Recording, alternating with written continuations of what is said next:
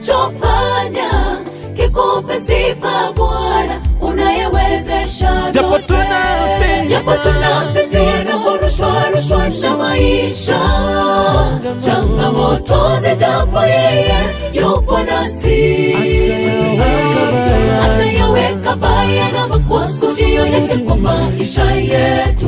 Kwa hivyo tusikate tamaa, tuinuke tusonge mbele, japo tunafifia na kurushwa na maisha, changamoto zijapo yeye yupo nasi, atayaweka bayana makusudio yake kwa maisha yetu.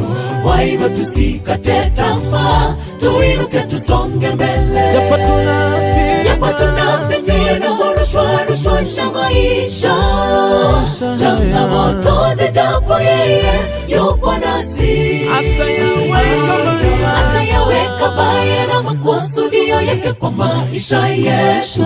Kwa hivyo tusikate tamaa, tuinuke tusonge mbele.